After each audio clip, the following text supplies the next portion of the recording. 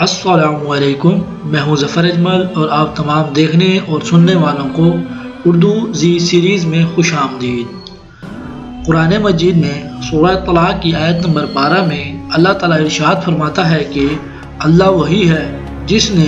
7 आसमान और उन्हीं की तरह ज़मीन अपनी ही कुदरत और हिकमत से पैदा की।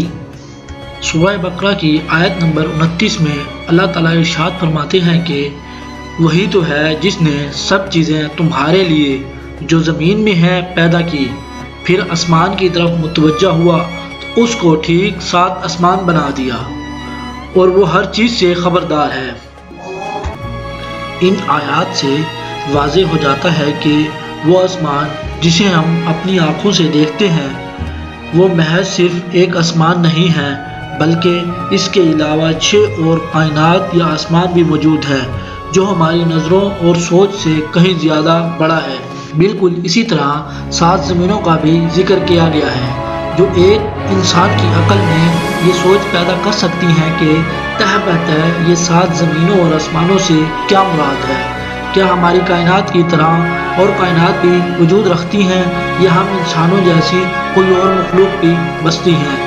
और वहाँ पर अल्लाह ताला के अहकामात भी नाज़िल होते हैं या नहीं, जो कि हमारी कायनात से बिल्कुल जुदा और अलग हैं, या इससे मुराद हमारी ज़मीन के गिर्द मौजूद कुदरती तह हैं जैसा कि ज़मीन की मैग्नेटिक टाइल्स या फिर ओजोन लेयर्स वगैरह, जो कि हमारी ज़मीन के गिर्द खला से आने वाले ख़तरात से बचाती है और ज़िंदगी के वजूद को ज़मीन पर बरकरार रखने के लिए इंतहाई ज़रूरी है।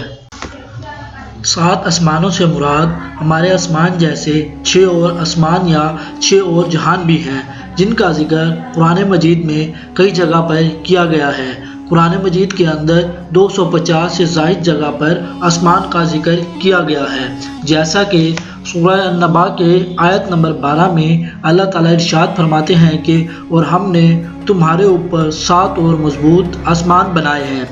बिल्कुल इसी तरह सूरह इसरा की आयत नंबर 44 में अल्लाह ताला इरशाद फरमाते हैं कि 7 आसमानों और ज़मीन के अंदर जो लोग भी हैं सब के सब उसी की तस्बीह बयान करते हैं और मखलूक़ात में कोई भी चीज़ नहीं मगर उसकी तारीफ़ के साथ तस्बीह करती हैं, लेकिन तुम उसकी तस्बीह को नहीं समझते। बेशक अल्लाह बुर्दबाज गफ़ार है। यानी अल्लाह ताला ने एक नहीं बल्कि 7 कायनातें और 7 जहान बनाए हैं और इन्हीं कायनातों के अंदर हमारी ज़मीन की ही तरह कई ज़मीनें मौजूद हैं जहाँ पर कई नामालूम मखलूक़ात आबाद हो सकती हैं, जैसा कि हज़रत आदम अलैहिस्सलाम के ज़मीन पर आने से पहले ज़मीन पर जिन्नात आबाद थे।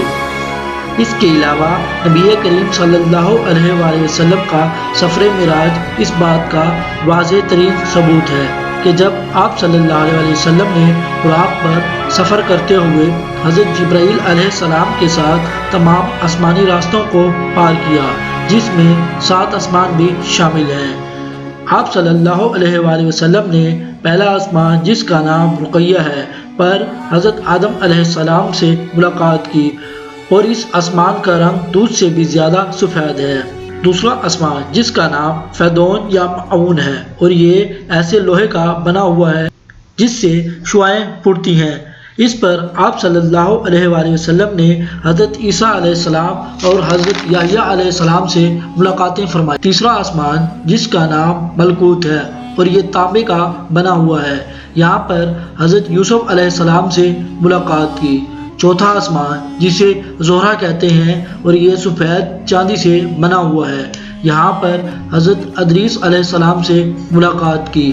पाँचवा आसमान जिसे मज़ीना कहते हैं और ये सुर्ख सोने का बना हुआ है, यहाँ पर आप सल्लल्लाहु अलैहि वसल्लम ने हज़रत हारून अलैहिस्सलाम से मुलाकात की। छठा आसमान जिसका नाम खालसा है और ये चमकदार मोतियों से बना हुआ है, यहाँ पर हज़रत मूसा अलैहिस्सलाम। और 7वां आसमान जिसका नाम राबिया है اور یہ سرخ یاقوت سے بنا ہوا ہے۔ یہاں پر آپ صلی اللہ علیہ وآلہ وسلم نے حضرت ابراہیم علیہ السلام سے ملاقات کی، اور اسی جگہ پر بیت المعمور بھی ہے، یعنی کہ زمین پر موجود خانہ کعبہ کی طرح آسمان پر بھی ایک خانہ کعبہ موجود ہے جسے بیت المعمور کہتے ہیں، جس کا ہر وقت 70,000 فرشتے طواف کرتے ہیں، اور ایک بار طواف کرنے والے فرشتے کی باری ساری زندگی دوبارہ کبھی نہیں آتی۔ انہی 7 آسمانوں کے اوپر جنت اور جہنم موجود ہے، اور ان کی حدود سدرۃ المنتہا یعنی کہ بیری کے درخت تک موجود ہے، جو کہ ہر مخلوق کی حد ہے، اور اگر اس حد سے آگے کوئی بھی مخلوق جانا چاہے تو وہ جل کر خاک میں بدل جائے گی۔ اس کی واضح مثال موجود ہے۔ معراج کے موقع پر سدرۃ المنتہا تک پہنچنے کے بعد حضرت جبرائیل علیہ السلام نے آپ صلی اللہ علیہ وآلہ وسلم سے عرض کی کہ میں اس سے آگے نہیں جا سکتا، اگر میں اس سے آگے گیا تو میں جل جاؤں گا، اور سدرۃ المنتہا سے آگے کا سفر آپ صلی اللہ علیہ وآلہ وسلم نے اکیلے طے فرمایا۔